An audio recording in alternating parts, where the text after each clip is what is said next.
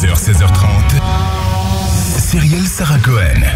Bonjour à toutes et à tous et bienvenue sur Radio J. Ravi de vous présenter cette nouvelle émission aujourd'hui jusqu'à 16h30 avec mon invitée humoriste, chanteuse aussi, connue initialement pour ses vidéos satiriques sur les réseaux sociaux avec des centaines de millions de vues. Elle passe d'abord sur scène avec son spectacle Le Show Inouï, retraçant sa vie d'usurpatrice. Vous l'avez compris, Marie Saint-Filtre revient aujourd'hui en tournée et aux Folies Bergères le 7 et 8 juin prochain avec Culot.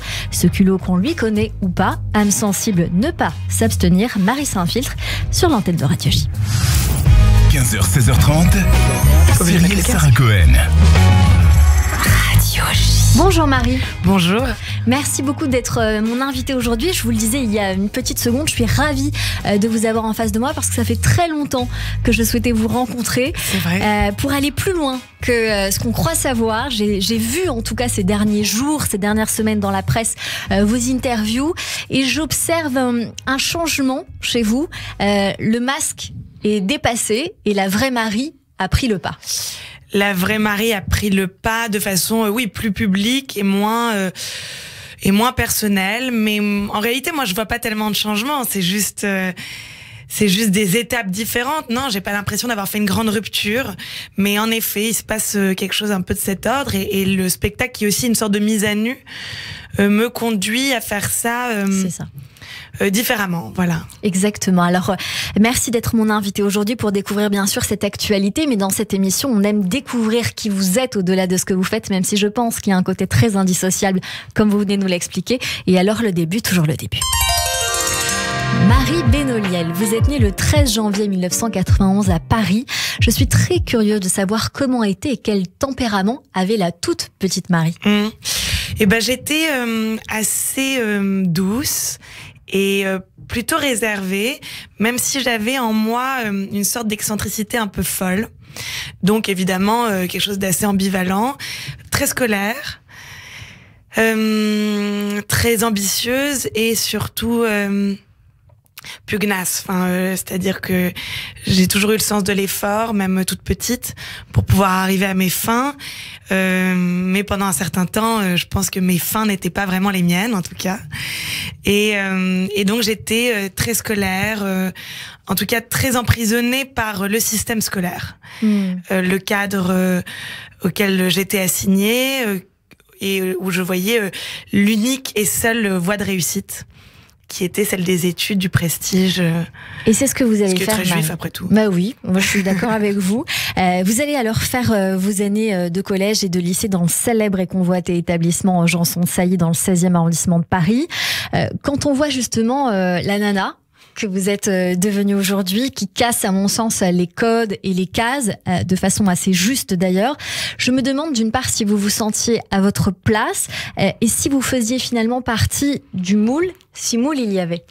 Alors, il y avait évidemment un moule, puisque ceux qui sont allés à Janson de Sailly savent très bien quels sont les codes de ce lycée, qui est à la fois très prestigieux d'un point de vue de l'intellect, mais aussi qui a des codes très bourgeois, une cour de récré assez compliquée à gérer, avec des vrais dominants et des vrais dominés. Pour moi, ça a été très compliqué d'avoir une place. D'ailleurs, je n'ai pas d'amis dans un des plus grands lycées de France. J'ai pas gardé d'amis de Janson de Sailly. J'étais assez en révolte, assez marginale, donc marginalisée. Après, j'étais une bonne élève. J'étais dans la classe européenne allemande. J'ai fait une S rapide ou je sais pas quoi pour avoir plus de maths encore, du latin, du grec. Donc, mais lorsque je retourne aujourd'hui devant le lycée, j'ai une grosse angoisse quand même. Ouais. C'est pas un bon souvenir. C'était pas un bon souvenir, non. Est-ce que cette observation, parce que quand on est marginalisé, on observe beaucoup, à mon sens, l'entourage, ce qu'il y a autour de nous, vous a permis de créer le personnage Marie Saint-Filtre. Oui, et j'étais d'ailleurs une sorte de personnage déjà à Janson de Sailly, où j'étais très impertinente et très indisciplinée en cours, même si j'étais bonne élève. Et j'avais ce côté un peu fou du roi. Donc en plus, comme j'étais dans une grosse classe de coincés du cul, c'était encore plus simple. Parce qu'on était vraiment avec des mecs qui parlaient allemand couramment. Hein. Donc c'est vraiment... et qui faisaient des maths toute la journée, enfin des geeks, quoi. Et donc j'étais une sorte de fou du roi qui faisait rire tout le monde. Je me retournais pour voir si mes vannes avaient marché. Il y avait quelque chose d'assez insolent et assez insupportable en moi. Mais en même temps, oui, c'était compliqué, quoi. C'était compliqué, c'était... Le personnage que vous dépeignez, en règle générale, c'est le personnage qu'on adore. Enfin, la personne qu'on adore dans la classe, celle qui fait rire. Oui. C'était pas le cas, alors? C'est celle qui fait rire, celle qu'on adore, mais celle qui irrite aussi un petit peu. Et normalement, ce personnage-là, c'est le personnage du cancre. Et le personnage du cancre fait du bien à tout le monde parce que il va pas faire peur, parce que, bon, bah, ok... il est potentiellement en train de louper sa vie, mais au moins il est marrant et il est libre.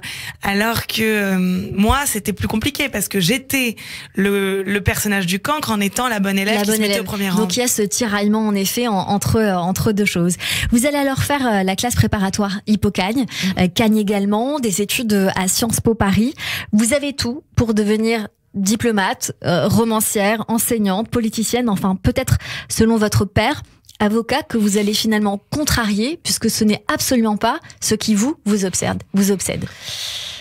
Ça m'obsède. Si, ça m'obsède à ce moment-là, la politique, le monde politique, l'administration, la France, l'histoire de France, le service public. C'est une obsession, c'est même une passion, je dirais. J'écrivais des dissertations dingues sur l'intérêt général. Dès qu'on parlait de philosophie politique, j'étais totalement investie par le sujet. Je lisais beaucoup. Mais donc oui, ça m'obsède. Je dirais que c'est plus une passion qui a remplacé une autre. Plutôt que j'étais pas non plus dans un sacrifice total. Oui, ça m'obsède et peut-être que dans cette obsession à ce moment-là, il y a aussi le rêve de mon père, et le rêve de mon père peut m'obséder aussi peut-être. Et la volonté de plaire. Et la volonté de plaire, et la volonté de satisfaire, et la volonté de prolonger les ambitions de ceux qui m'aiment. Donc peut-être que là-dedans, mais en réalité, il y a aussi quelque chose qui me parle. Et aujourd'hui, dans l'actualité, dans la politique, il y a toujours ces grandes questions qui me parlent aussi particulièrement. Et bien sûr, et on va voir de toutes les manières que ça vous a énormément servi dans quelques minutes. Mais d'abord, comment la comédie arrive finalement par hasard, Totalement, ou elle a toujours été là? C'est fou, hein. Je vous ai coupé en plus pour parler de moi, ce qui est vraiment insupportable. C'est le but. Bon, c'est une mégalomanie sans nom. Donc, la comédie, c'est le hasard. Totalement par hasard. Maintenant, quand j'y pense, enfin, c'est n'importe quoi de dire ça ou d'avoir attendu le hasard. Étant donné que maintenant, c'est vraiment toute ma vie, je peux pas du tout dissocier aucun moment de ma vie, aucune étape, aucun moment de ma journée de la comédie, de l'art, de la création. Mais pendant 26 ans, ça n'existait absolument pas en moi, mais absolument pas. Et en fait, j'ai fait un cours de théâtre par hasard. Parce que mon frère, David, avait un avoir au cours Florent. Et qu'il n'était jamais allé au cours Florent. Un avoir au cours Florent, je trouve ça génial. Il n'était jamais allé à ces cours Florent, il avait payé. Et il ne s'était jamais rendu à son stage. Et un jour, on est en juin, donc on est juste au moment où je viens d'être diplômée de Sciences Po. Et en septembre, je rentre en prépéna à Sciences Po, la préparation à l'ENA, qui n'existe plus, école qui n'existe plus. Phrase anachronique. Et à ce moment-là, ma mère me tanne pour faire ce truc parce qu'elle a peur de perdre les 500 € qu'elle a investis sur mon frère, sur le nouveau projet de mon frère. Et donc je dis ok, j'y vais. Et donc je fais un stage d'une semaine au cours Florent en juin. Et là, dès les premières heures, j'avoue que il y a un déclic. Il y a plus qu'un déclic, ouais. Il y a un feu. Ouais. Il y a un feu en moi qui commence à prendre une place dingue. Il y a une chaleur, il y a une envie, il y a plus de place aux autres désirs. Je ne parle que de ça, alors que j'ai fait deux exercices d'impro avec un groupe très très hétéroclite de personnes comme moi qui sont là, on ne sait pas pourquoi, et c'est très très fort. Ouais. C'est très très très fort. Est-ce qu'à ce moment-là, très vite, votre style se définit?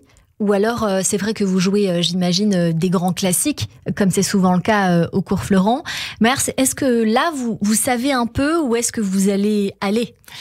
Alors, plus que ça, là, ce qui me plaît particulièrement, et là où je suis la meilleure, enfin, pas la meilleure par rapport aux autres, mais la meilleure par rapport à moi-même, C'est évidemment dans le classique, puisque quand j'ai fait Hippocane, c'est parce que j'étais passionnée par les lettres. Et en fait, je comprends que dans le fait de dire des textes classiques, il y a un panel encore plus large. Ouais, et un plaisir encore plus fou. Ouais.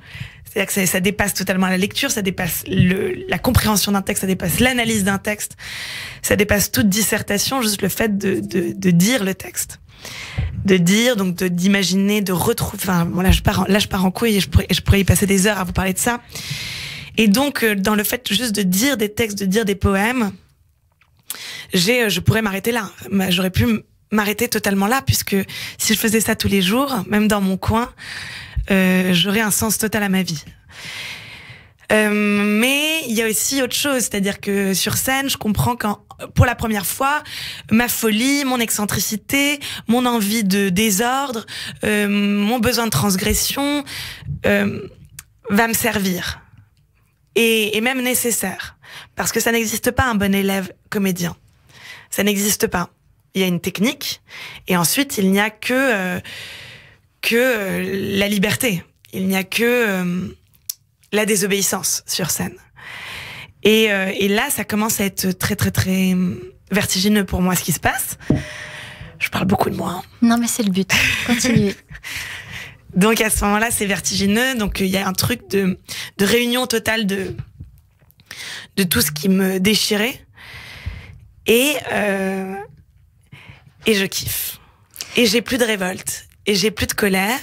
Et il y a une sorte de cohérence qui se remet en moi.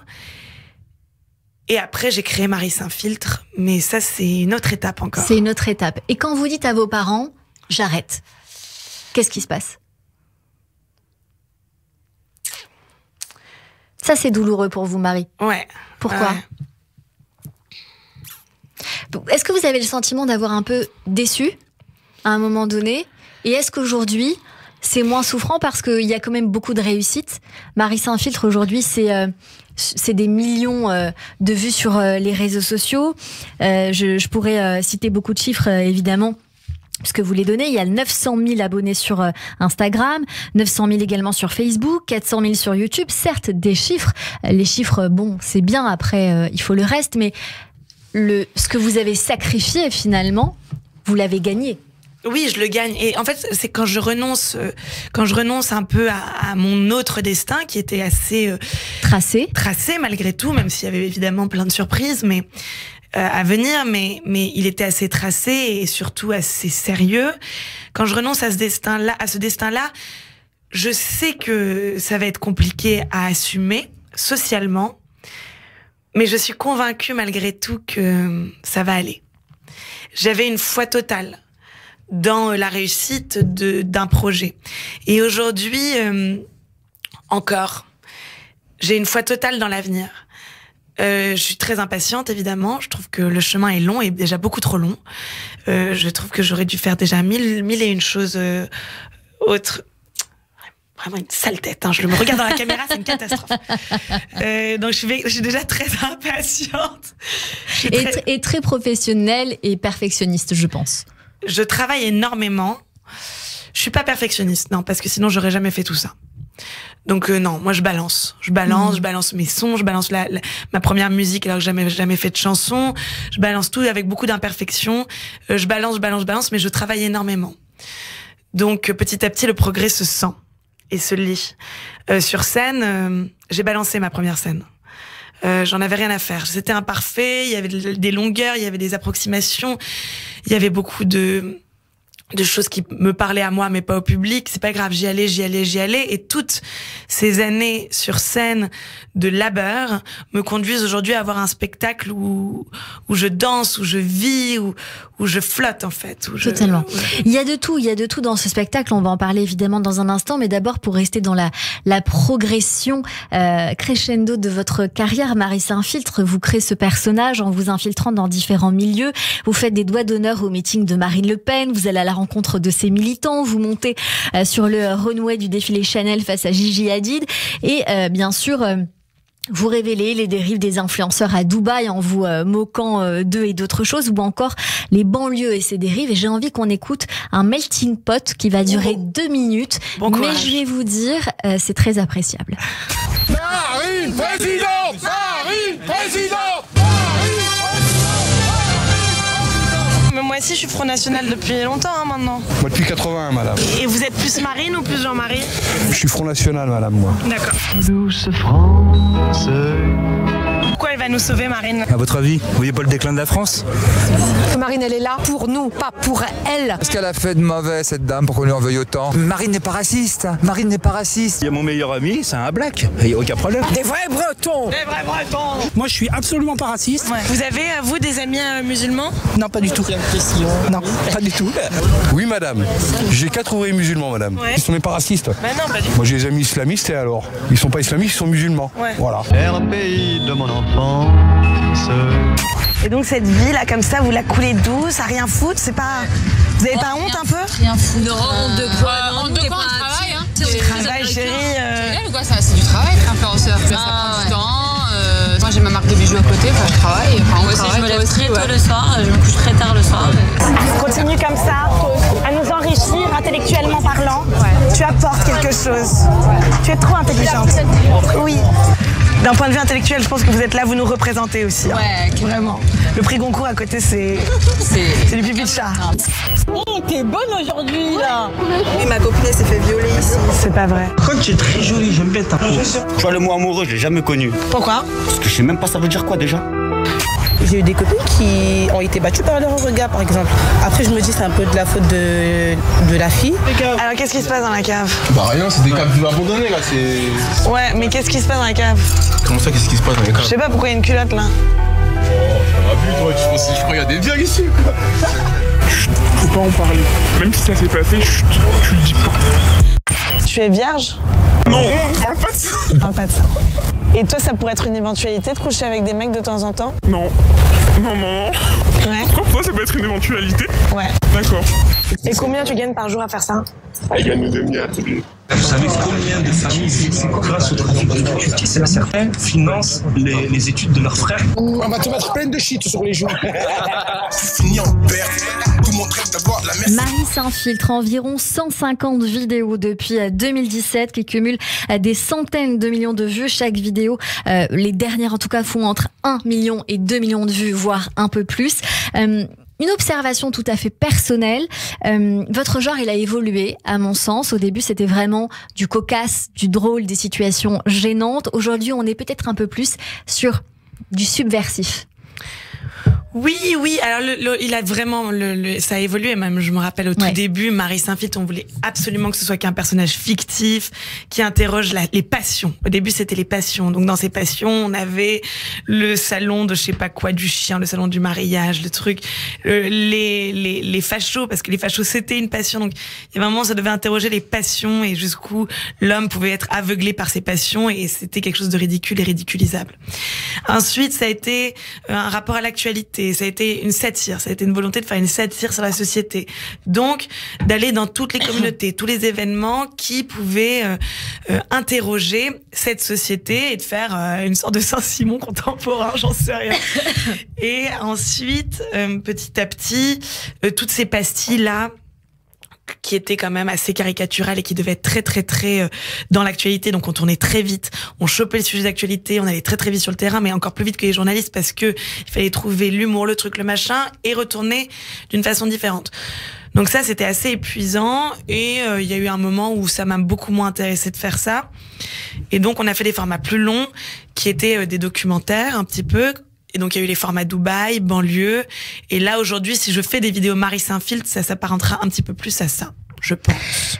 Est-ce que dans les dernières vidéos que vous avez tournées, que j'ai observées, notamment ces dernières heures, beaucoup, les banlieues, qui est franchement une vidéo extrêmement forte à mon sens, qui n'est pas qu'une vidéo d'ailleurs, parce que vous l'avez fait en plusieurs parties, une grande part de risque. Comment vous préparez autant organisationnellement parlant que physiquement, parce qu'il y a aussi le style qui va avec vos vidéos. Comment vous préparez cela à l'avance et est-ce que vous êtes consciente quand même de la part de risque que vous prenez, que ce soit ici ou ailleurs? Alors celle-là, je l'ai vraiment pas préparée du tout. J'y suis allée à l'arrache. Alors, il faut quand même aussi sortir d'un propos qui n'est pas vrai. On me demande souvent si j'étais accompagnée dans les banlieues, si on a besoin d'avoir des personnes pour nous aider à rentrer dans les quartiers. Ouais. Donc il faut sortir de cet a priori-là. Ce n'est pas vrai.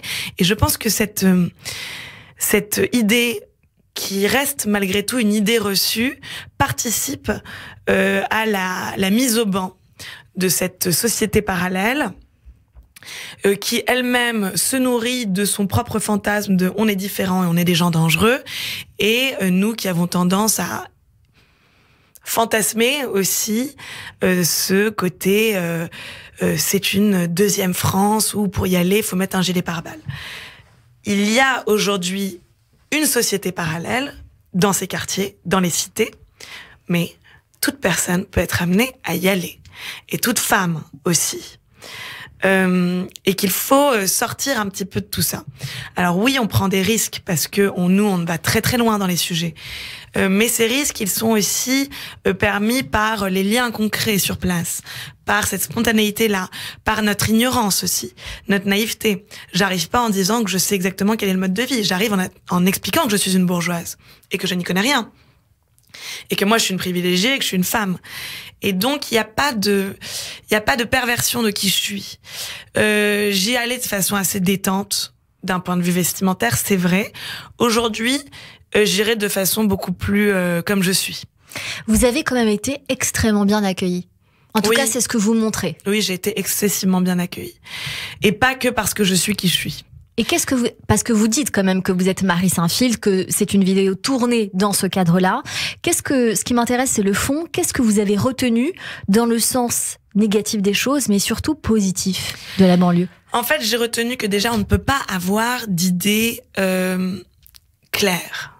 On ne peut pas avoir une seule idée sur la banlieue. La banlieue, c'est un ensemble de contradictions en permanence. Et toute personne qui voudra avoir une seule idée ou une seule solution, ce sera soit du populisme, soit un extrême quelconque. Donc il y a plusieurs vérités qui coexistent en permanence, et c'est ce qui rend fou. Il y a quand même un ADN commun, à mon sens, dans les vidéos que j'ai pu observer, c'est que on vous a fait confiance d'une part, il y a de la fierté, il y a le respect de la famille, et il y a la peur de la femme aussi. Ah oui. Alors il y a des choses en effet, comme vous le dites, assez intéressantes, des valeurs fortes, des valeurs incroyables de générosité, d'ouverture, de souplesse dans le rapport aux autres, une bienveillance, un amour aussi qu'on perd souvent, une solidarité évidemment qu'on perd totalement aujourd'hui. Et que là-bas, on se sent en famille. D'un point de vue de la femme, oui, c'est très très chaud. C'est excessivement chaud ce qui se passe là-bas. C'est excessivement chaud qu'aujourd'hui, les discours bobos soient tournés sur des femmes qui aujourd'hui, mais en France, je peux pas dire des choses, mais en France, aujourd'hui, il y a des femmes qui sont totalement rabaissées, humiliées en permanence, et c'est une généralité dans ces banlieues. C'est une généralité. Donc, il faut sortir aussi de l'hypocrisie d'un certain féminisme qui devrait, je pense, mettre toute la lumière sur ça. Voilà. Marie Saint-Filtre, j'ai envie même qu'on fasse une émission spéciale, rien que sur ça, à un autre moment donné. Ce serait un grand plaisir. On va continuer cette émission ensemble. On revient dans un instant, on fait le rappel des titres et on se retrouve. 15h, 16h30, Cyrielle Sarah Cohen. Radio J.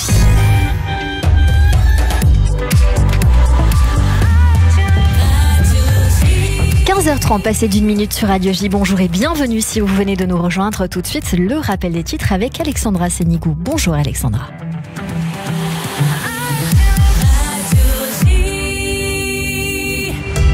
À la une de l'actualité en Israël, des tirs depuis la Syrie ont visé un drone de Tsahal opérant le long de la frontière. Des suspects en Syrie ont ouvert le feu avec des armes légères sur un drone militaire qui avait une activité de surveillance de routine au-dessus de la frontière. Aucun dommage apparent a été causé et il a pu atterrir normalement. En riposte, un char de Tsahal a tiré plusieurs rafales de mitrailleuses dans la zone. Politique, le budget du gouvernement vient d'être adopté. Le Premier ministre Benjamin Netanyahou annonce déjà le retour de la réforme judiciaire à l'ordre du jour. C'est ce qu'il a affirmé ce matin lors d'une conférence de presse. Des déclarations fustigées par le leader du parti d'opposition de l'Unité nationale, Benny Gantz, sur Twitter. L'actualité en France, Marine Le Pen est en ce moment entendue par l'Assemblée nationale. Les parlementaires de la commission d'enquête doivent faire la lumière sur le prêt russe de 9,4 millions d'euros fait au Rassemblement national en 2014. L'actualité internationale, le chef du nucléaire iranien promet que Téhéran coopérera avec les inspecteurs internationaux. Les déclarations qui font suite aux clichés publiés sur le nouveau système de tunnels souterrains de Téhéran près d'une installation d'enrichissement en uranium à Natanz.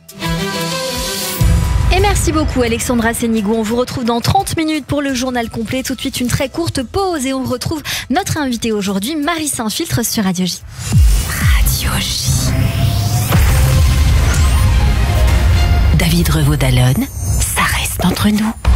Retrouvez-moi tous les mercredis sur Radio J pour Ça reste entre nous. Les plus riches sont ceux qui consomment le plus d'énergie en fait. Ce sont eux les plus gros pollueurs. C'est un échec absolu. Emmanuel Macron n'est pas écologiste. Tous les gens qui l'ont rencontré quand on a parlé avec lui disent qu'il n'est pas écologiste. Rendez-vous ce soir, 21h, sur Radio J. Radio J. Depuis plus de 120 ans, le KKL reconstruit le pays d'Israël. Parcs, forêts, réservoirs d'eau, infrastructures, programmes éducatifs. En léguant tout ou partie de votre patrimoine, vous participerez au projet sioniste et laisserez votre empreinte en terre d'Israël. Contactez en toute discrétion le KKL et demandez Linda. KKL 01 42 86 88 88 et sur le site kkl.fr. Radio J.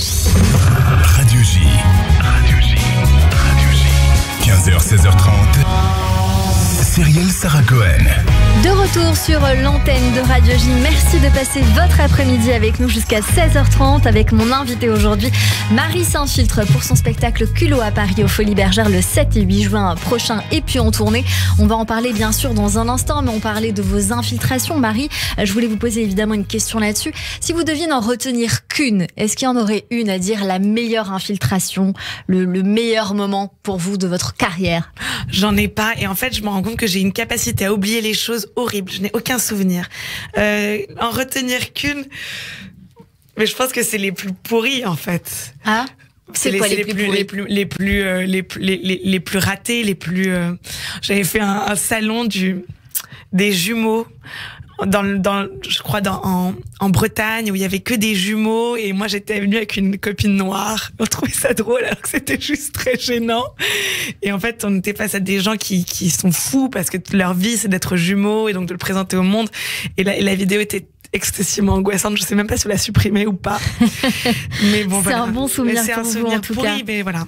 Est-ce que une fois vous avez eu le sentiment d'être allé trop loin ou vous n'avez pas forcément géré? J'ai toujours le sentiment d'aller trop loin ou de. Ça fait partie du jeu. Ça fait plus que partie du jeu. Ouais. Quand je suis trop. Par exemple, même pour Chanel, je refais toujours le match de tout ce que j'aurais pu faire de mieux. C'est dommage, la seule fois où j'avais pas de clope dans mon sac, j'aurais pu en griller une.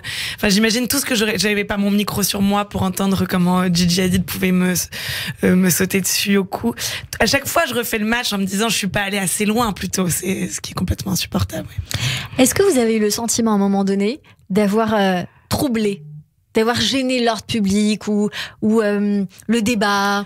Je le comprends après coup dans les commentaires, que ce soit la presse ou que ce soit ce qu'on appelle le phénomène des haters, ouais, qui vient en effet boule de neige et qui. Donc je le comprends après.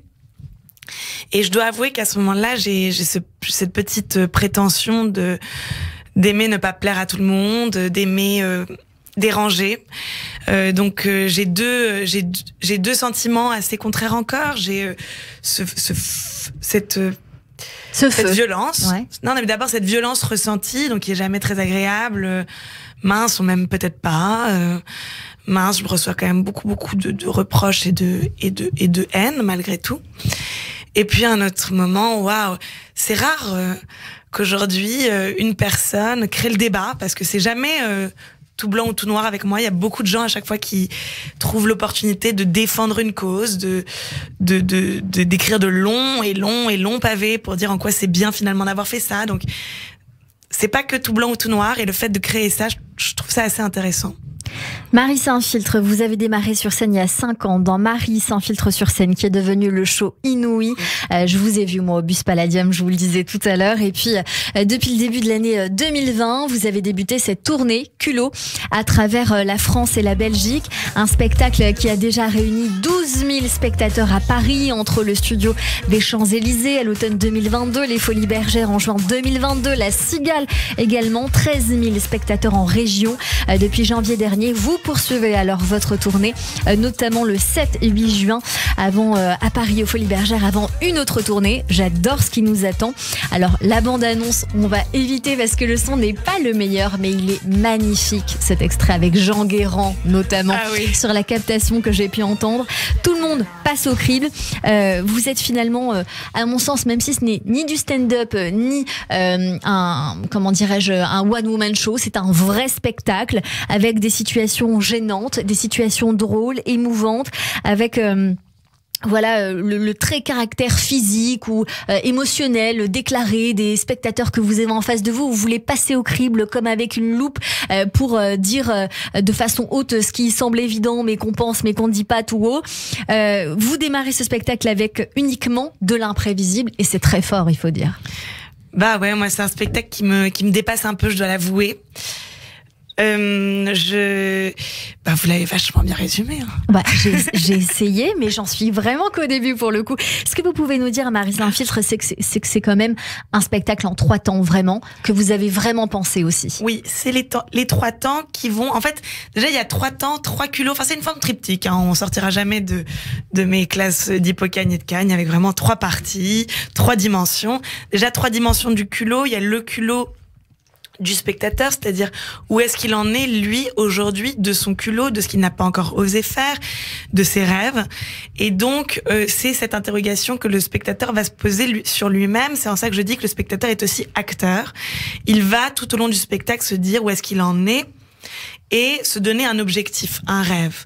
Et lorsqu'il sortira du spectacle, de la salle, il pourra s'engager à réaliser ou à accomplir ce rêve et ce projet.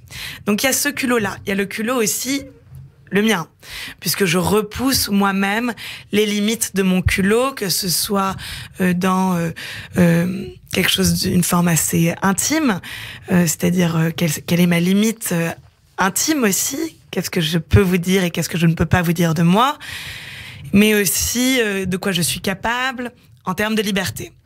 Il y a désobéir, oser, jouir. Finalement, Marie, en vous écoutant et en ayant travaillé cette émission, je me rends compte que c'est un spectacle qui relate un peu aussi ce que vous avez fait pour devenir la prêtresse du culot, si je puis me permettre. Exactement. C'est la voie vers la version la plus culottée de soi, ou de la société aussi. Il faut toujours commencer par désobéir, c'est-à-dire dire non, retrouver son esprit critique. Donc là, il y a un aspect un peu plus... le culot, qu'est-ce que c'est en société? Qu'est-ce que c'est dans une période où la bien-pensance... Qu'est-ce que c'est le culot? Qu'est-ce que c'est, Marie? Le culot, c'est déjà d'arrêter de suivre la pensée dominante, d'arrêter de ne pas oser se remettre en question. Donc c'est ça, c'est désobéir, c'est dire, même lorsqu'on est convaincu que la personne en face a raison, d'oser dire non. Juste comme ça, juste pour tester, juste pour voir ce qui se passe en soi. Lorsqu'on dit non, je suis pas d'accord, même si on est à peu près d'accord, qu'est-ce qui se passe? Non, je suis pas d'accord. Et là, après, la pensée critique qui revient, qui se dit, puisque je suis pas d'accord, en quoi je le serais pas, et à quel moment ça pourrait venir me heurter. Donc, c'est ce non, en fait, c'est ce non qui hurle en nous, et qu'on n'ose pas toujours faire exploser. C'est un cri, en fait, le culot. C'est aussi une manière de s'écouter. C'est une manière de s'écouter, mais pas de s'écouter de façon narcissique. C'est une manière de vraiment comprendre quelle est notre morale émotionnelle. À quel moment, là, il y a quelque chose où en nous-mêmes, il y a un refus, il y a une un instinct qui nous dit que c'est pas la bonne chose, que c'est pas la meilleure façon de penser, qu'il ne faudrait pas qu'on en soit là, parce qu'à ce moment-là, c'est de la mesquinerie ou quoi. Marie s'infiltre dans ce spectacle du culot, certes, mais avec son lot d'émotions, puisqu'au-delà d'être littéralement à poil, vous l'êtes dans tous les sens du terme, en expliquant aussi ce que cela vous a coûté de désobéir. Vous parlez aussi au sens jouissif du terme des gens que vous aimez. Vous parlez de quelqu'un qui est cher à votre cœur et que vous faites revivre tous les jours sur scène avec vous. Vous osez parfaitement, notamment lorsque vous divisez la salle de moitié pour définir les pro-Israël, mais aussi les pro-Palestine. Ça fait du bien de voir qu'on peut amorcer ce débat sans risquer sa vie. Je vous laisse peut-être nous dire un mot là-dessus. Franchement, c'est un des meilleurs moments du spectacle. Oui. Et c'est pas parce qu'on est sur Radio J que je le dis. Non, c'est vraiment un des meilleurs moments du spectacle. C'est quand je divise la salle avec d'un côté les pro-israéliens et de l'autre les pro-palestiniens, et que je leur permets enfin de s'entretuer, mais de façon totalement cathartique sur scène. Oui, parce que il y a encore ce côté de libérer un peu les tabous, et on va pas se mentir, ce conflit est le plus grand des tabous.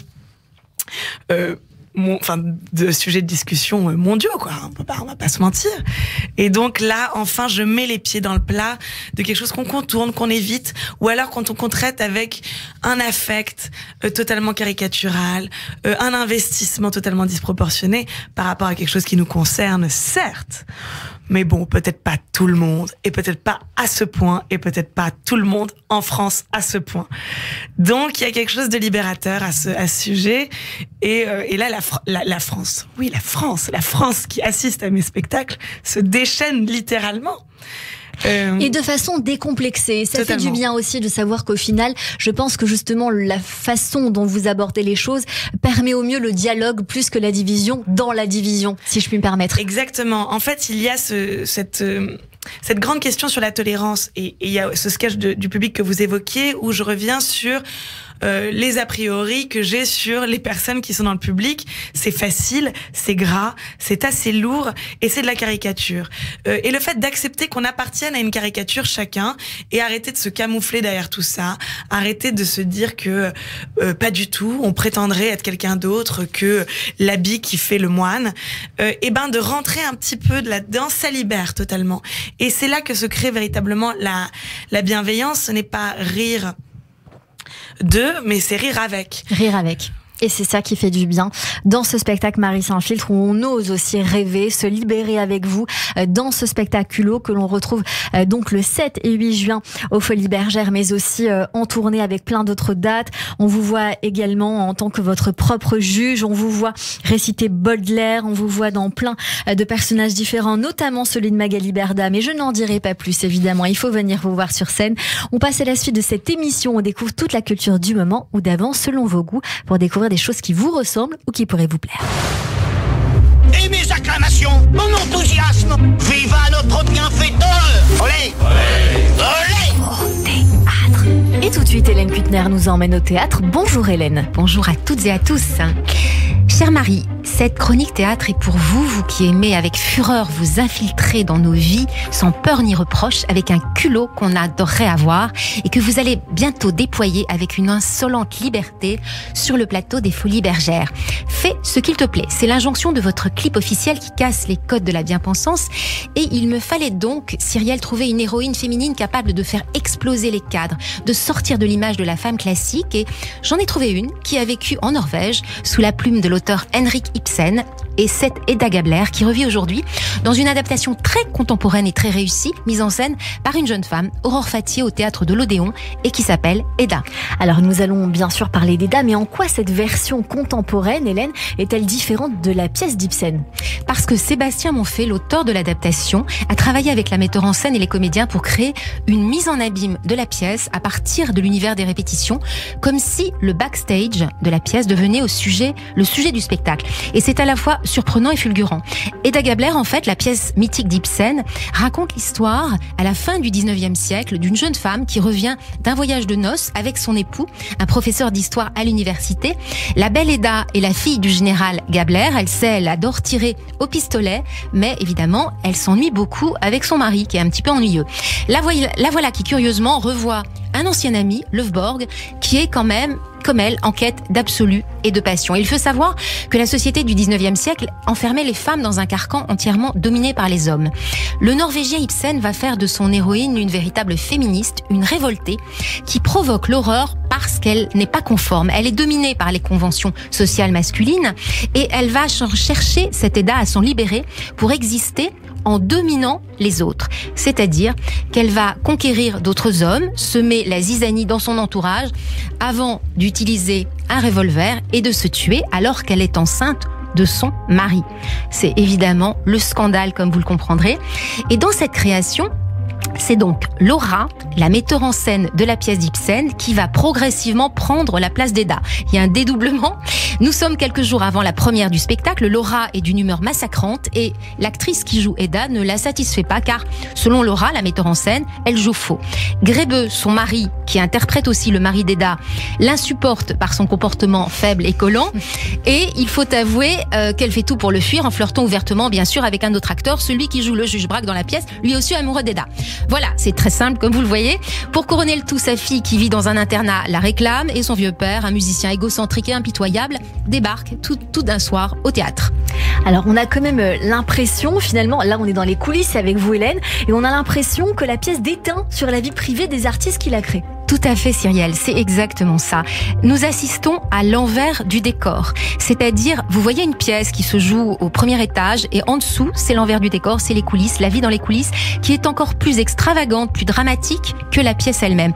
Comme si cette adaptation faisait exploser les personnages en créant des échos de réel dans notre monde actuel. Il faut dire que les comédiens sont tous époustouflants, que la mise en scène joue avec des passages filmés directement avec des caméras mobiles à la manière de films de Lars von Trier. Maud Willer, que l'on a déjà vu au cinéma, est d'une présence électrique dans le personnage de Laura. C'est une femme qui se libère en prenant les attributs des hommes, c'est-à-dire qu'elle devient autoritaire, sans égard ni scrupule. Carlo Brandt est immense dans le rôle du père, artiste tyrannique, mais tous les personnages, tous les acteurs sont plus vrais que nature. On s'engueule, on jure, on trompe ses partenaires dans les coulisses, on est aussi fragile et tout d'un coup, un autre homme fait irruption sans que l'on sache qui il est. On apprendra finalement que c'est le père de la fille de Laura et qu'ils ont été, il y a longtemps, témoins d'un drame. Et le spectacle, tout d'un coup, se transforme en thriller fantastique qui, soudain, prend place au bord d'un lac italien. Eda devient le creuset des mystères et des secrets de chacun et nous, spectateurs, passons de la pièce d'Ibsen au réel comique et tragique des répétitions dans la continuité effrayante d'un même monde. C'est fascinant et cette Eda-là, tout comme vous, chère Marie, a le culot de s'infiltrer dans nos pures âmes de spectateurs, mais finalement, on en redemande. Et merci beaucoup Hélène. Et ça donne bien sûr envie d'y aller. Merci beaucoup Hélène Kuttner. Tout de suite la chronique émotion de Jérôme Goulon.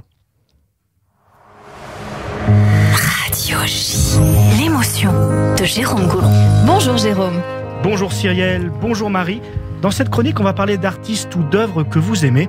Et on commence en musique avec l'un de vos coups de cœur du moment, Marie. Il s'agit du groupe de rock et de pop La Femme. On peut entendre le titre Sacatella, sorti sur l'album Teatro Lucido, paru en novembre 2022. Alors pour ceux qui ne connaissent pas ce groupe, il recèle une histoire assez extraordinaire que je vais vous raconter brièvement.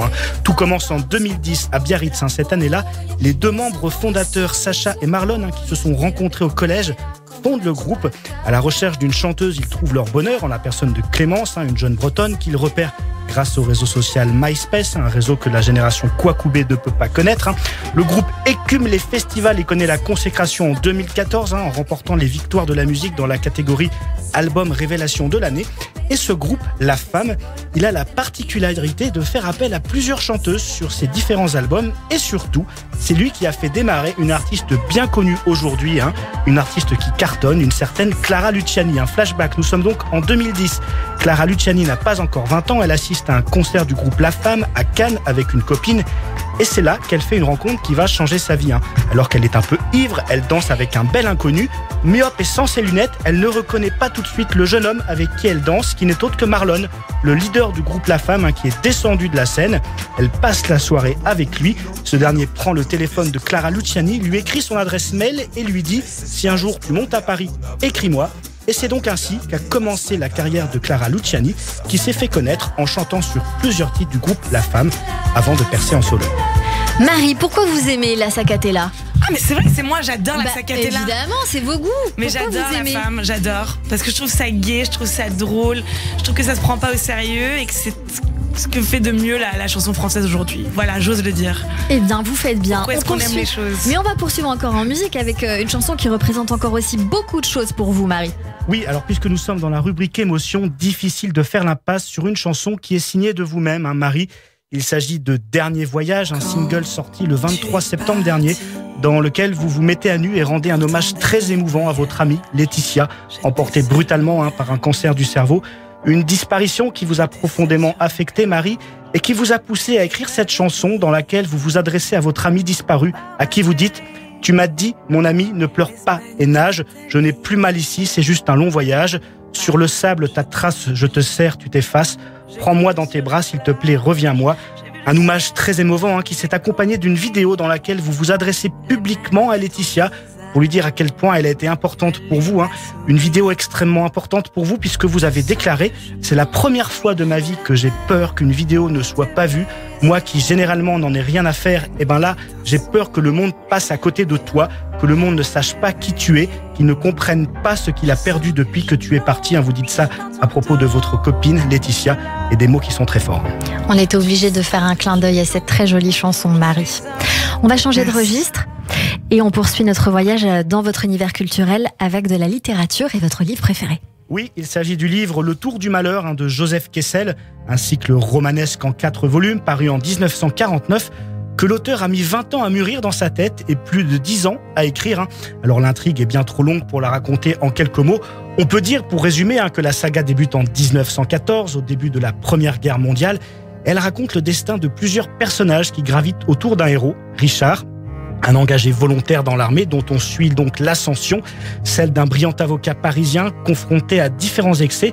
Et durant les 10 ans que dure l'histoire, l'âme pure et idéaliste du héros principal va donc faire le tour du malheur, d'où le titre du livre, avec en toile de fond la guerre, l'ambition, l'argent, les femmes, les illusions perdues et, comme le résume Joseph Kessel lui-même, l'impatience de vivre, la jeunesse sans frein et l'indénouable angoisse de la vérité. Alors Le Tour du Malheur, une œuvre majeure de Joseph Kessel qui a connu un grand succès commercial mais qui fut boudé par les critiques lors de sa sortie. Le seul critique à avoir fait l'éloge de ce roman fut François Mauriac, qui disait à propos de ce livre « J'ai trouvé cela très fort, un formidable tempérament viril qui n'est guère courant dans notre temps de littérature dévirilisée. Aucune cérébralité, aucune intellectualité, et ce malgré tant de boue remuée. Kessel est un vrai témoin de la guerre et de ce dont sont devenus les héros de la guerre. Un éloge que j'imagine que vous partagez, Marie. J'aime tellement ce livre que j'habite dans la rue du protagoniste. C'est pas vrai. Ouais. C'était parce que vous aimiez le livre ou c'est par hasard et que vous avez découvert le livre après ? Non, c'est parce que quand j'ai vu qu'il y avait une annonce dans cette rue, j'ai foncé, j'ai vu l'appart, j'ai trouvé ça génial. Donc pour savoir où vous habitez, il va falloir lire ce livre. Lire beaucoup. Merci beaucoup Jérôme Goulon. Tout de suite le coup de fourchette de Jordi qui vous mijote sur Radio J. C'est très fin, ça se mange sans fin. Je suis dilatée. Radio J. Radio J, le coup de fourchette. Bonjour Jordi. Bonjour Cyrielle, bonjour Madame Saint-Filtre, je vous salue Marie, etc. Alors avant de commencer Marie, est-ce que vous pouvez me faire un petit doigt d'honneur ? Oui bien sûr, tac, dans ta tête. Merci beaucoup. On a avec nous la deuxième meilleure personne qui sait le mieux s'incruster au monde. Avant vous c'est le Covid qui nous a bien pourris, mais vous étiez là avant et depuis la naissance de Marie Saint-Filtre, maintenant quand on vous voit de loin on se dit putain on va finir dans une vidéo YouTube, change de trottoir. Qu'est-ce que j'aurais aimé sortir avec vous en boîte de nuit. Oh non, hein, vraiment. On se serait jamais fait recaler, c'est sûr. Enfin, pas au début. Après, on se serait fait sortir par un top modèle, sûrement. Parce que moi, j'ai kiffé vous voir au défilé Chanel. Hein. Évidemment, vous êtes la seule personne au monde qui s'est fait virer par Gigi Hadid, hein, d'origine palestinienne. Heureusement que vous n'avez pas dit que vous étiez juive, hein, parce qu'on aurait basculé sur Marie. Vous savez pas ce qui s'est passé en coulisses. Hein. C'est vrai. On va savoir. Peut-être que j'ai dit Israël vaincra, on sait pas. Non, parce que franchement, on aurait basculé sur Marie Sexfiltre. Hein, on aurait assisté à cette scène. Rendez-nous Marie, on vous donne Éric Zemmour. Oui, Marie, vous êtes juive séfarade. Alors, pour les non-juifs qui nous écoutent, ils sont 3.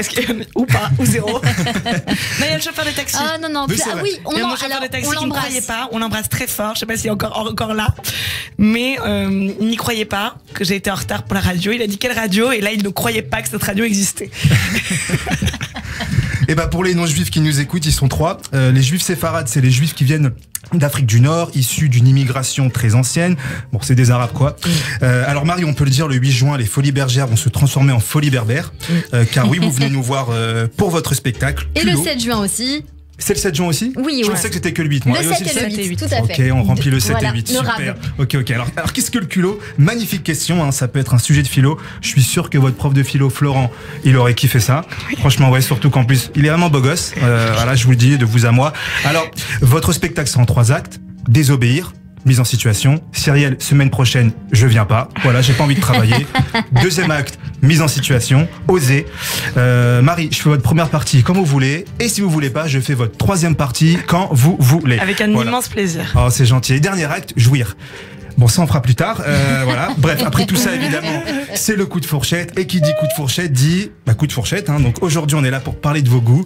Marie, alors vous, votre plat préféré, c'est toute la bouffe de votre mère. Ouais. Ouais, on a franchement, c'est le point commun qu'on a. Voilà, c'est le point commun. Moi, je suis d'accord. Est-ce que vous êtes partant pour on fait à 3, on dit un plat de notre mère qu'on aime bien. C'est parti. Ok. C'est parti. 2, 3. Niki les touche. Pâtes. T'es Ok. sûr.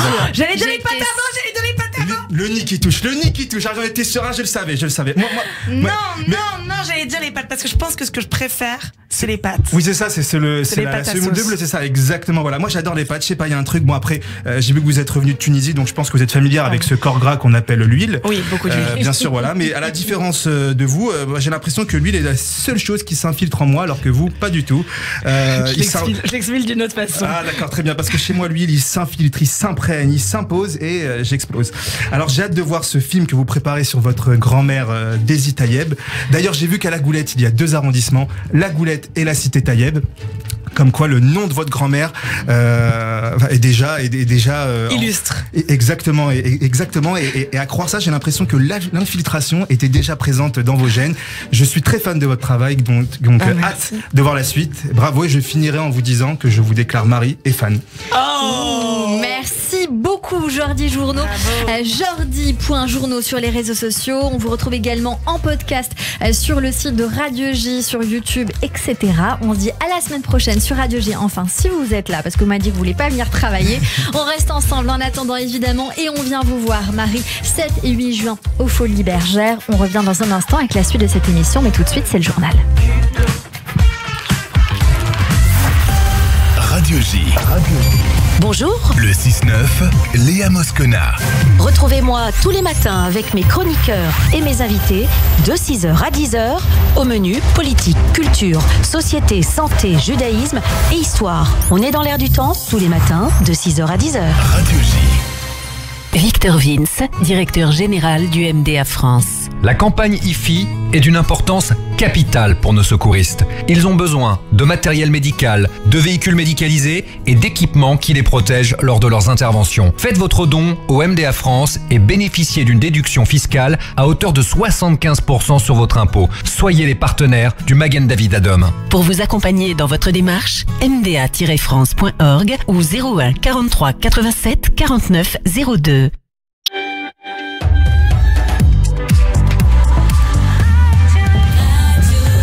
Il est 16h sur Radio J. Bonjour et bienvenue. Tout de suite, le journal de l'information avec Alexandra Senigou. Bonjour Alexandra.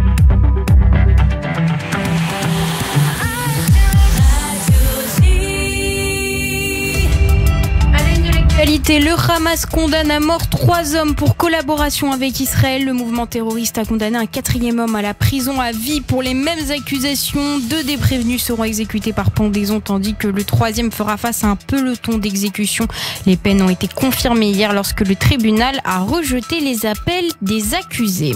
Au chapitre sécuritaire, des tirs depuis la Syrie ont visé un drone de Tsahal opérant le long de la frontière. Des suspects en Syrie ont ouvert le feu avec des armes légères sur un drone militaire qui était en pleine activité de surveillance de routine au-dessus de la frontière. En riposte, un char de Tsahal a tiré plusieurs rafales de mitrailleuses dans la zone. Économie, le budget du gouvernement vient d'être adopté et le Premier ministre Benjamin Netanyahu annonce déjà le retour de la réforme judiciaire à l'ordre du jour. C'est ce qu'il a affirmé ce matin lors d'une conférence de presse. Nous y sommes déjà, essayant de parvenir à des ententes et j'espère que nous réussirons, a-t-il déclaré.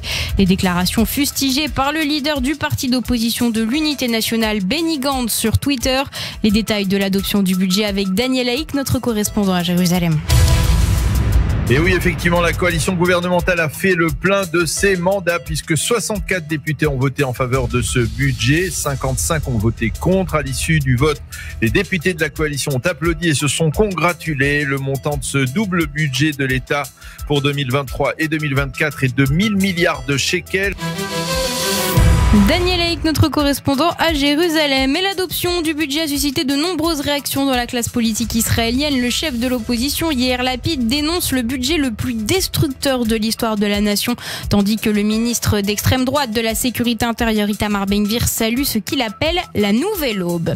Dans le reste de l'actualité, le chef du nucléaire iranien promet que Téhéran coopérera avec les inspecteurs internationaux. Des déclarations qui font suite aux clichés publiés sur le nouveau système de tunnels souterrains de Téhéran près d'une installation d'enrichissement nucléaire à Natanz. Le site est un sujet de préoccupation internationale depuis sa découverte. L'actualité en France, y a-t-il un scandale au cimetière de Pantin et notamment sur le carré juif? Exhumation sauvage, tombes saccagées, cadavres dépouillés. Le témoignage d'un fossoyeur parisien en vidéo a déclenché une vive polémique dans la communauté. Un scandale révélé par le journal Entrevue le 28 avril dernier. Les corps seraient traités sans respect. Les exhumations des tombes seraient faites à la pelleteuse sans respect de la halakha. Un témoignage fait aussi état de vol de bijoux sur les corps. Serge Benaïm est le président de la Hevra Kadisha. Il dément toutes ces affirmations au micro de Radio J. S'il y avait quoi que ce soit comme profanation, on sait bien qu'il y a à peu près une centaine de familles qui va par jour faire dans toutes les divisions des prières pour les ascarotes. Il y a des services de la mairie de Paris qui sillonnent en permanence les divisions, ce qui fait que ce n'est pas un terrain abandonné ou dans lequel on ne sait pas ce qui s'est passé. L'exhumation peut se faire en approche, j'entends parler pelleteuse et à la main, etc. Dans ces cas-là, la sortie des ossements des tombes se fait tout à la main en ce qui concerne encore une fois les carrés juifs. Et de faire courir dans toute la communauté que dans ces tombes-là, il y aurait des objets précieux et des bijoux, ça, c'est ne pas connaître la pratique du rituel juif. Chez les juifs, on enterre, bien sûr, sauf si personne ne connaît ce que c'est qu'une toilette rituelle, bien sûr, on enterre sans les bijoux. Serge Benaïm au micro de Radio J. On termine ce journal avec un mot de politique. Marine Le Pen est en ce moment entendue par l'Assemblée nationale. Les parlementaires de la commission d'enquête doivent faire la lumière sur un prêt russe à hauteur de 9,4 millions € fait au Rassemblement national en 2014. Je signe un prêt avec une banque, pas avec Vladimir Poutine et je n'ai pas d'autre obligation que de rembourser ce prêt, c'est tout. C'est ce qu'a martelé l'ancienne leader du mouvement d'extrême droite. Et merci beaucoup Alexandra Sénigou. On vous retrouve demain à partir de 14h. En attendant, c'est la suite de notre émission juste après la pause avec notre invitée Marie Saint-Filtre sur Radio J. Radio J. Radio J. Steve Nadjar.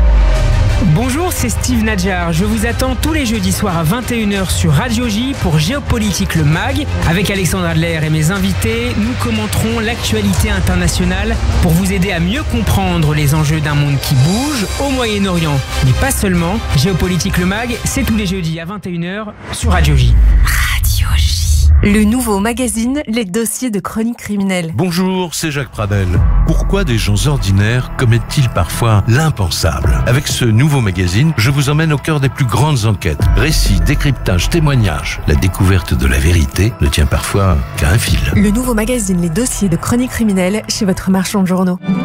Chaque semaine, et particulièrement en période de tension, l'hebdomadaire Actualité Juive va encore plus loin, avec des analyses et des informations fiables, précises, objectives sur Israël, le Moyen-Orient, la lutte contre l'antisémitisme et l'actualité politique en France. Actualité Juive, France, Israël, communauté, judaïsme, mémoire, société, culture. Abonnez-vous ou réabonnez-vous en formule papier ou digital sur le site actualitéjuive.com. Actualité Juive, l'hebdomadaire incontournable de la communauté. Radio J. Radio J. Radio J. Radio J. 15h, 16h30. Cyrielle Sarah Cohen. De retour sur l'antenne de Radio J, merci de passer votre après-midi avec nous, avec notre invitée aujourd'hui, Marie Saint-Filtre, je le rappelle, pour son spectacle Culot aux Folies Bergères le 7 et 8 juin. Évidemment, 1er juin à la Grande Motte, ça me fait très plaisir parce que c'est chez moi. C'est vrai ? Voilà, le Grande 2 Motte, juin à Marseille, Montpellier. Ah oui. Mais bon, la Grande Motte, je connais bien. Ouais, j'imagine. Ouais, donc je sais pas si vous connaissez, mais c'est une très belle ville. Pas du tout encore. Hein. Et ben vous allez profiter parce qu'en plus, il fait beau. Oui. Il y a des très jolies plages que je pourrais vous conseiller. Bien sûr, la plage du Couchant. Non, c'est la place de la Comédie plutôt à Montpellier. Ah oui. Place du Couchant, je connais pas moi en tout cas. Mais la plage du Couchant, c'est à la Grande Motte. Mais je connais pas cette place-là. La plage, hein. La plage. La plage. Je la connais pas celle-ci. Allez, on passe à la séquence tac au tac avec vous. 10 questions et puis réponse en 2-3 mots. On tente ça ? Ok, on l'attend. Je suis très mauvaise en truc de rapidité. C'est parti, on y va. La recette de l'amour, c'est quoi, Marie ? La spontanéité. Ouais, vous êtes très rapide, hein, vous moquez pas de moi. Le ou les sujets qui vous préoccupent le plus en ce moment ? La Tunisie, ma garde-robe de printemps et évidemment les Folies Bergères. Si vous pouviez changer de peau, vous seriez qui ou quoi ? Ah, je croyais de peau, une peau nette, une peau claire, une peau vraiment genre resplendissante sans aucune ridule. Qui je serais, je crois personne parce que je m'aime trop, je m'aime trop. Vous avez bien raison de vouloir être vous. Quel est le plus beau compliment justement qu'on puisse vous faire, mis à part que vous avez une belle peau ? Que je suis belle. Que vous êtes belle. Qu'est-ce que vous avez fait de plus fou pour quelqu'un ? Ça, vous devez en avoir des réponses. De plus fou pour quelqu'un ? Non, j'en ai fait des folies, mais ça prend trop de temps. C'est trop de temps. Non, bah on veut une réponse. J'ai fait des trucs fous, mais à la requête, non, mais matériellement pas tant que ça, mais disons que je sais pas, c'est trop long. Ok, la plus belle qualité humaine pour vous, Marie ? La générosité. Vos 3 grands plaisirs du moment ou dans la vie ? Ma garde-robe de printemps. Danser. Chanter ? Et chanter. Chanter, oui, c'est important pour vous. Votre surnom ? Mario. On veut savoir. Mon côté un peu viril. Mario, c'est l'ancêtre de Marie Saint-Filtre. Voilà. Ok, on va vous demander pourquoi quand même, on a envie de savoir. Parce que lorsque je partais un petit peu en folie, mes amis m'appelaient Mario parce que j'en faisais trop, parce que je n'avais pas de limite, etc. Et donc on m'appelait « Oh, c'est Mario là !» Votre philosophie de vie, Marie Benoliel ou Marie Saint-Filtre, comme vous voulez ? La liberté, la liberté, la liberté. Votre prochain rêve à accomplir ? Un film sur ma grand-mère. Ok, le dernier mot ou la dernière phrase que vous aimeriez prononcer ? Là, maintenant, tout de suite. C'est bon le printemps. C'est bon le printemps. Notre émission continue avec quelques questions pour vous sur l'antenne de Radio J. Radio J. 15h, 16h30. Cyrielle Sarah Cohen. Une question pour vous, évidemment, Marie Saint-Filtre. J'ai appris que vous faisiez des masterclass sur le culot. Est-ce qu'on peut avoir des informations ? Question de Jonathan.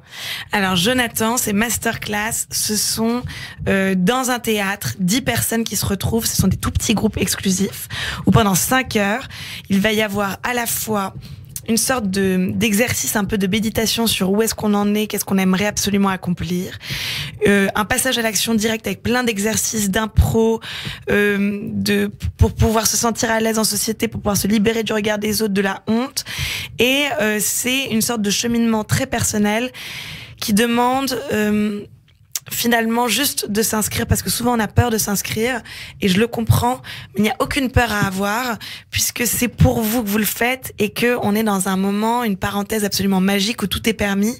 Je ne vous juge absolument pas, il n'y a plus de jugement, plus de sensation d'être ridicule, au contraire, c'est pouvoir sortir de tout ça et accomplir directement ce qu'on veut.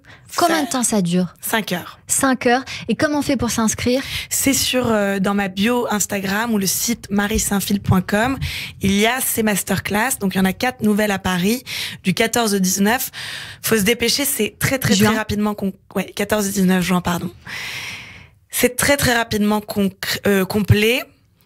Mais je remettrai encore des nouvelles sessions. Encore des nouvelles sessions. Vous faites ça où? Ça dépend des théâtres, souvent à l'Apollo, souvent au Point Virgule, ça dépend. Ça dépend. Une question de Stéphanie, de quoi va parler le film sur votre grand-mère?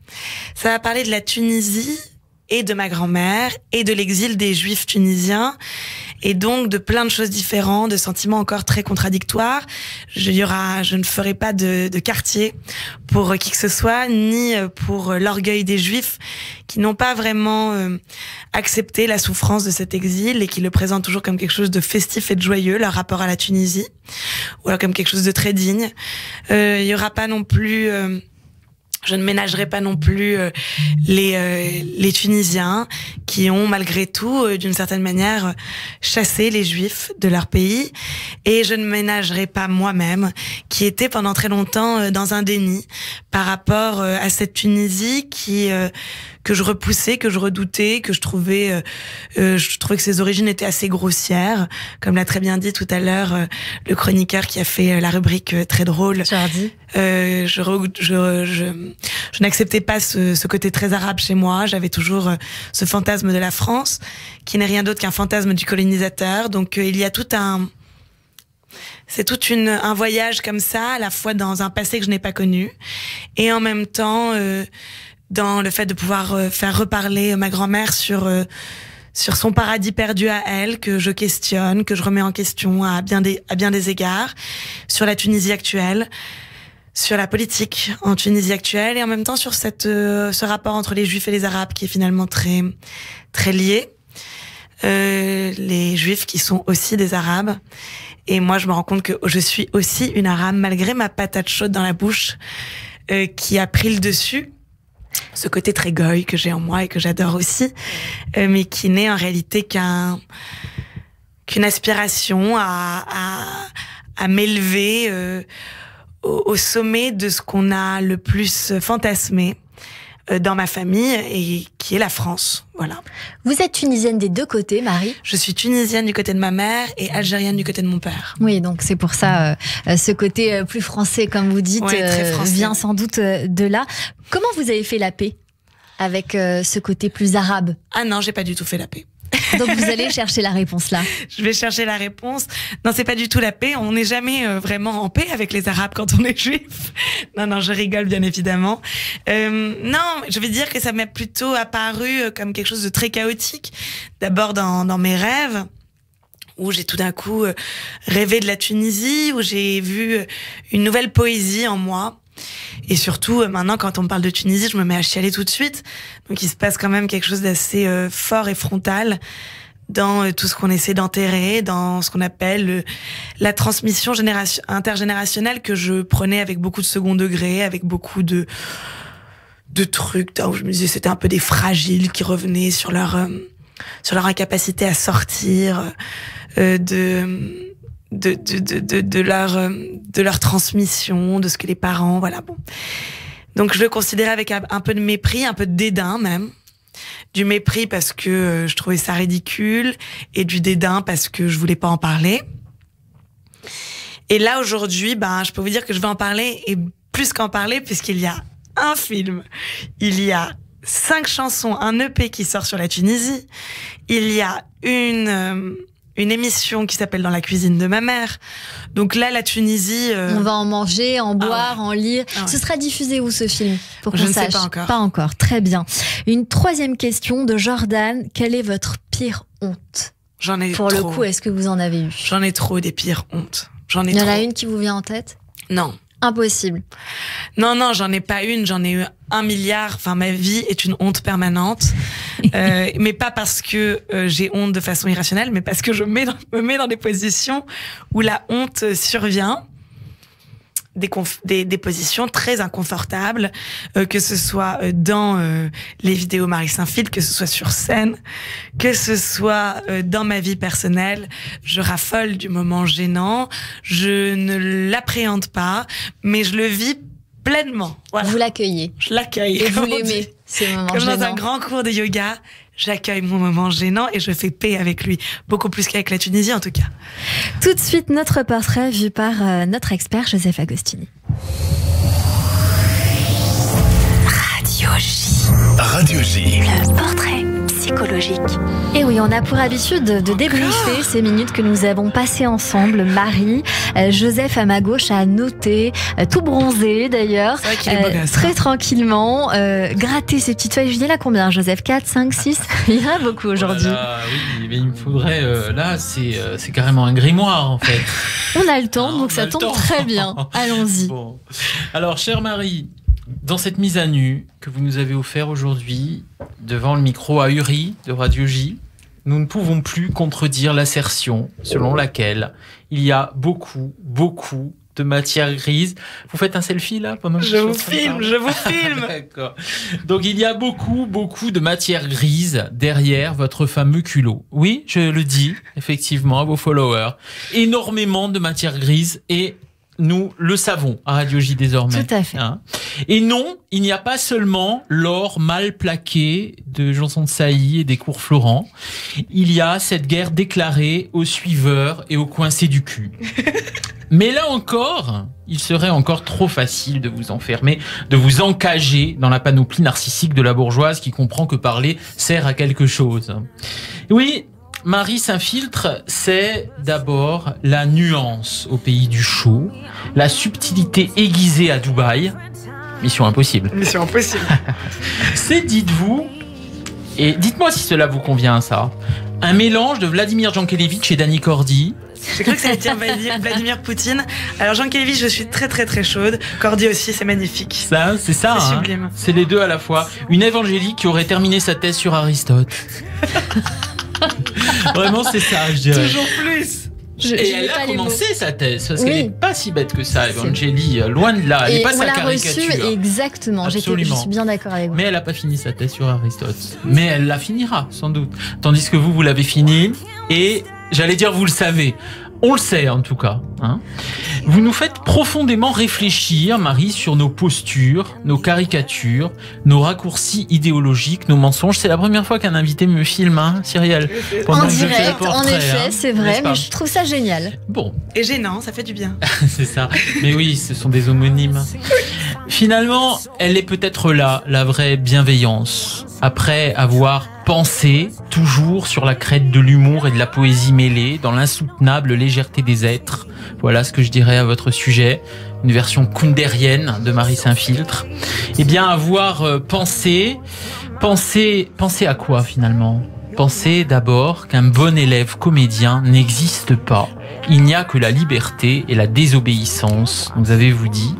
Vous voyez, c'est ce genre de subversion hors de soupçon qui retient à chaque fois mon attention quand j'écoute les invités. Je vais répéter cette phrase. N'est-ce pas? Notez au tableau, un cours magistral. Un bon élève comédien n'existe pas. Il n'y a que la liberté et la désobéissance. Alors oui, la liberté de l'autre commence-t-elle là où la nôtre s'arrête? Et quid de la désobéissance des peuples? Bref, vous l'aurez compris, chaque mot prononcé par Marie Saint-Filtre est un devoir de philo à lui tout seul.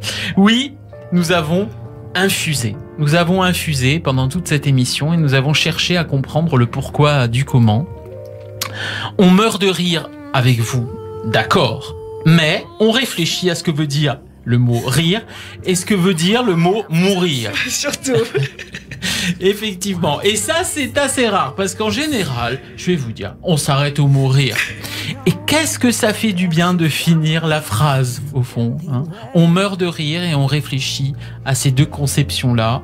Alors voilà, je vous en fais un beau. Oui. Eh ben ouais. Un très beau doigt d'honneur. Car, contrairement à beaucoup de TikTokeuses, Marie Saint-Filtre, vous en avez de l'honneur. Oh, ça c'est beau, dis-donc. Je crois que Marie a adoré ce portrait en direct sur l'antenne de Radio J. tout de suite, c'était très beau. En effet, c'était très beau. De toute façon, on a tout gardé. Rassurez-vous, Marie. Oui, mais je vois vos images, je vois la tête que je fais. Et finalement, je préfère ne pas apparaître dans cette image-là. Merci beaucoup, Joseph, pour ce très beau portrait. On se dit à la semaine prochaine, évidemment, mercredi sur l'antenne de Radio J. Avec plaisir. 15h, 16h30, Cyrielle Sarah Cohen. Radio J. Et on finit cette émission avec un coup de cœur artistique en direct. Chanteuse, flûtiste, auteure, compositrice et arrangeuse franco-japonaise, Maya Baruch est une artiste unique. On la découvre avec ce titre chinoise et on en parle avec elle en direct.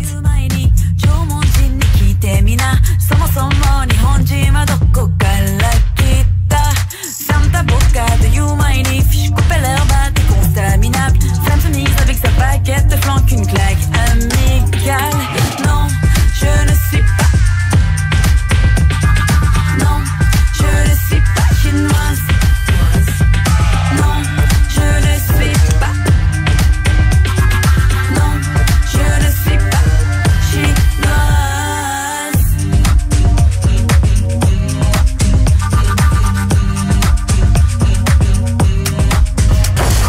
Mitame minna nitete mo nagai lekishi no naka de gocha gocha mazatte kita yo DNA. On s'imitait, t'as qu'à manger, t'es mort. J't'ai dit cliché, si t'y penses saccadé, c'est j'entends ni hao, j'te au katana sans bélé. Wow, non, je ne suis pas. Non, je ne suis pas chinoise. Non, je ne suis pas.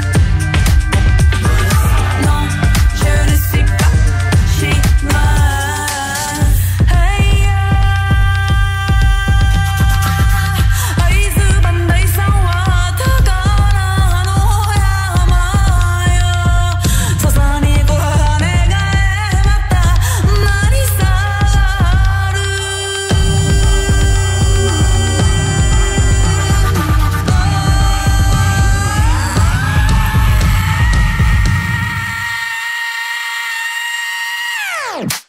아시아 타이페이 양곤 자카르타 캄보지 아루 앙브라마 치치치치베타 몽골 한국 서울 타일랜드北京베트남 남부산 상하이 네팔 마니라 오스 타이완 인도 바리 호치민 스리랑카 방글라데시 신주쿠 도쿄 이스트 토치 파티 시누아 타이페이 건부장 에디 게살.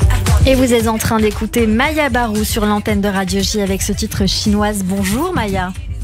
Bonjour. Merci beaucoup d'être avec nous en direct par téléphone sur l'antenne de Radio J. On vient de découvrir ce titre chinois, si c'est bien comme ça que cela se prononce, parce que pour ceux qui veulent vous retrouver, il y a un clip sur les réseaux où il y a un X au milieu du N et du O, donc forcément je préfère le dire. Racontez-nous l'histoire de cette chanson si vous le voulez bien. Alors, elle est vraiment, enfin l'idée est vraiment partie d'expériences personnelles parce que depuis moi je suis franco-japonaise mais j'ai un physique plutôt typé, je ressemble à ma mère et du coup du mon physique typé quand je marche dans la rue, même aujourd'hui, on me dit de temps en temps ni hao. On vous prend pour une chinoise. Avec qui veut dire bonjour en chinois, n'est-ce pas? Et du coup, à force de me battre avec les gens, à leur dire non mais il n'y a pas que un pays en Asie, il y en a plein d'autres. Et d'ailleurs, je suis franco-japonaise. Et au bout d'un moment, je me suis dit, ok, on va en faire une chanson. Et voilà, c'est en improvisant avec des musiciens que l'idée est venue. Mais voilà, je voulais en parler de façon décalée. À ma façon, quoi. Marie Saint-Filtre, qui est notre invitée aujourd'hui, je pense qu'elle a adoré ce titre. En tout cas, je trouve que ça vous ressemble. J'ai adoré votre titre. Je danse déjà dessus. J'ai envie de moi-même le dire, alors que ça n'aurait aucun sens. Mais puisque moi, personne me demande si je suis chinoise. Vous me dites, quand on parle de racisme asiatique, on parle évidemment de racisme en général. Mais bien sûr. Mais justement, on parlait totalement de tout ça juste avant dans mon spectacle. Et dans mon spectacle, moi, une personne qui aura un type asiatique, je vais rentrer dedans à mort là-dedans, et ça va créer quelque chose de totalement jouissif, parce que enfin, on peut en parler sans tabou. Donc, je vous invite vraiment à ce qu'on fasse un duo là-dessus. Ah bah tout à fait. Et ben voilà, c'est lancé. On est en train de créer un duo en direct sur l'antenne de Radio J. Donc c'est une chanson qui revendique un petit peu ce racisme-là. C'est une marche contre le racisme qui célèbre nos différences et nos identités multiples vers le changement et la joie de le faire ensemble. C'est ce que vous dites dans ce titre-là. J'ai envie qu'on parle un petit peu de vous, Maya Barou. Racontez-nous. Déjà, est-ce que ça se dit Barou ou Barour? Barou. Barou, très bien. Parce qu'il y a aussi, vous savez, dans la communauté juive, quand on fait les prières, on dit Barour, et ça s'écrit exactement de la même manière. Alors je me permets de vous demander s'il y a des origines quand même. Ah bah oui, je suis la fille de Pierre Barou, et donc mes grands-parents viennent d'Istanbul, de Constantinople, donc ils étaient juifs séfarades de Turquie. Eh bien, c'est bien noté. Toute petite, Maya, vous vous mettez très tôt aux instruments. Et je crois qu'il y a un instrument qui m'a fait sourire et qui est dans ce titre-là, que vous affectionnez particulièrement. Oui, c'est la flûte. Je suis flûtiste avant tout. Enfin, je suis instrumentiste avant de devenir chanteuse.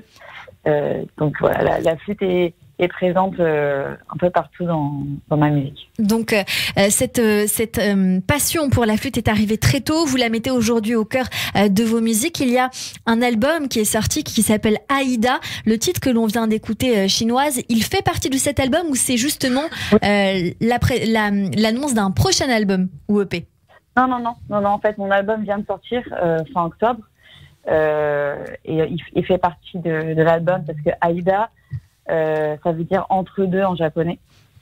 Et justement, ça parle de mon identité d'être entre deux cultures, entre deux mondes. Et donc, Chinoise fait partie de ça. On va écouter Tokyo Hondo sur l'antenne.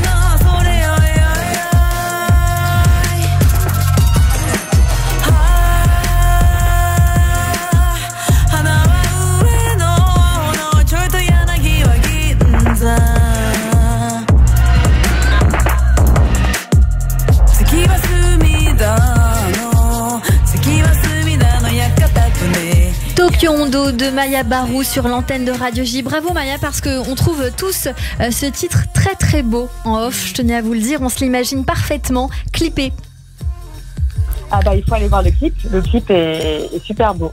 Brut, aéré, profond, mais aussi décalé, drôle et parfois grinçant. C'est ce qu'il est dit sur cet album Aïda, donc à écouter, j'imagine, sur toutes les plateformes. Oui, sur toutes les plateformes. Voilà, un album à écouter évidemment qui s'appelle Aïda. Merci beaucoup Maya Barou d'avoir été notre invitée. C'est d'aller sur YouTube car il y a beaucoup de clips très fous faits au Japon. Voilà. Très bien, eh bien on va retrouver votre univers Maya Barou, je le répète avec un H à la fin. Merci beaucoup d'avoir été notre coup de cœur aujourd'hui sur l'antenne de Radio J. Merci à vous. À bientôt. À bientôt. Radio J. 15h, 16h30, Cyrielle Sarah Cohen. Merci Marie Saint-Filtre. Merci infiniment. Merci beaucoup d'avoir été notre invitée pour votre spectacle Culot à Paris, aux Folies Bergères, le 7 et 8 juin prochain et en tournée. Merci pour cet échange. Un mot de la fin qui vous revient. Non, j'ai trouvé ça génial, mais c'est long de parler de soi pendant 1h30. Je dois vous régler quelque chose, madame? Non, c'est gratuit pour aujourd'hui. Mais la prochaine fois, on réfléchira. Merci beaucoup, Marie Sans Filtre. Merci à Joseph Agostini, merci à Jordi, les chroniqueurs du jour, ainsi que Hélène Kuttner et bien évidemment Jérôme Goulon. Merci à l'artiste Maya Barou d'avoir été mon coup de cœur du jour. À la réalisation audio et vidéo, Benjamin Arnaud aujourd'hui. Merci à toutes et à tous de nous avoir suivis. Et rendez-vous lundi, puisque demain c'est Shavuot. On se donne rendez-vous lundi dès 15h avec Thierry Beccaro. À lundi et belle journée à tous. Mère de l'usurpation, laisse-moi te susurrer tous mes divins secrets.